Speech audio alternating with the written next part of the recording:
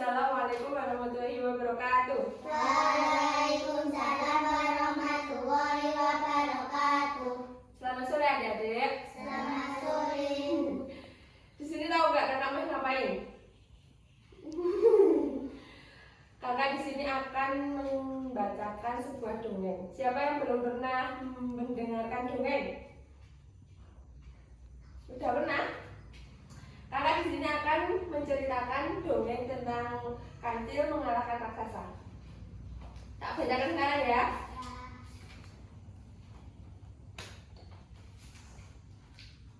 Di hutan larangan muncul sesosok raksasa pemakan hewan dan buah-buahan hutan.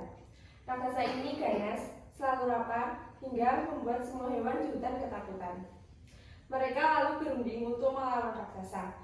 Namun ternyata tak satu pun di antara mereka berani berhadapan dengan raksasa yang ganas itu. Ketika mereka sedang ramai berbicara, si kancil lewat. Si kancil heran karena para hewan yang biasanya suka bercanda hari itu tampak bersedih. Kancil mendekati mereka dan mendengarkan apa yang sedang dirundingkan. Kancil berpikir keras, kemudian katanya, "Wahai teman-temanku, aku tahu kalian merasa terancam bahaya. Tapi jika kalian bersatu, keberanian akan tumbuh dengan siasat yang jitu. Kalian pasti mampu mengalahkan raksasa itu." "Betul, betul, betul," sahut burung beo. Gajah yang berbadan besar tampak paling gelisah. "Cil, tolong beri kami siasat untuk melawan raksasa buas itu." Kancil mengutarakan siasatnya. "Aku akan menemui raksasa. Teman-teman yang berbadan besar, gajah, kerbau, lembu, kalian pergi ke hulu sungai. Bendunglah sungai itu. Pakailah batang-batang pohon, pisang untuk merapatkan bendungan, juga dedaunannya. Setelah aku berunding dengan raksasa, aku akan pergi bersamanya ke bagian hilir sungai."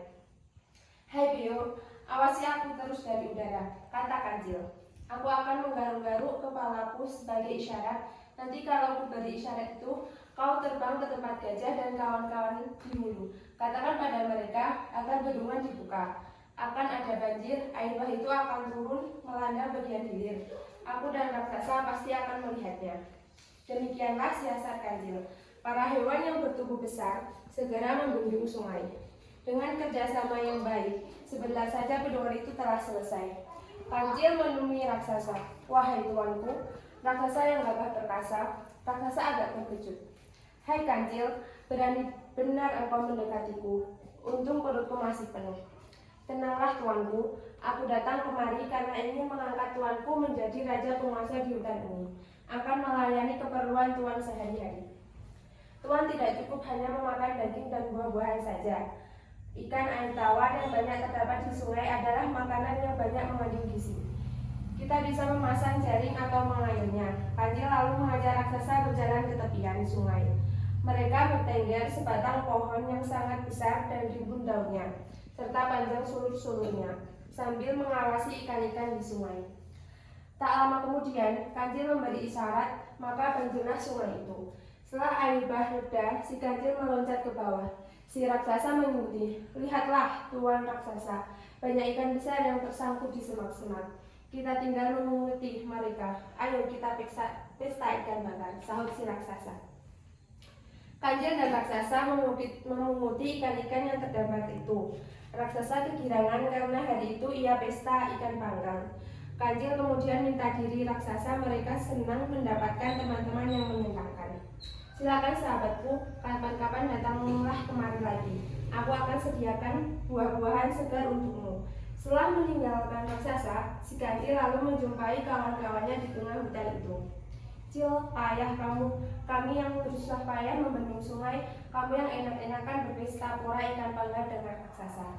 Tenang kawan, kita buat raksasa itu percaya dulu. Nanti baru kita binasakan dia. 2 hari lagi kalian bikin bendungan yang lebih besar. Saat itulah kita akan mengalahkan raksasa." 2 hari kemudian, si Kancil bersama para monyet lalu menemui si raksasa. Raksasa senang melihat kehadiran Kancil.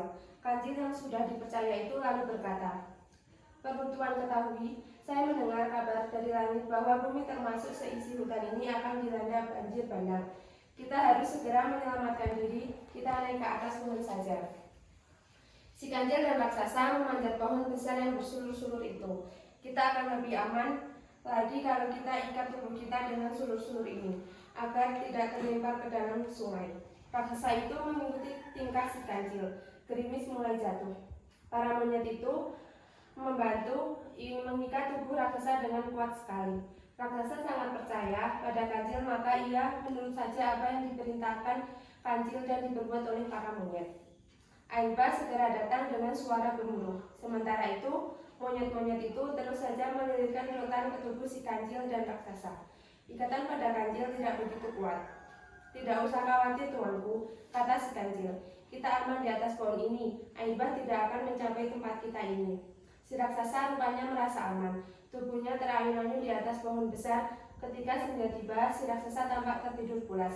Sementara kancil dan kawan-kawannya melepas semua tali rotan di badan mereka masing-masing.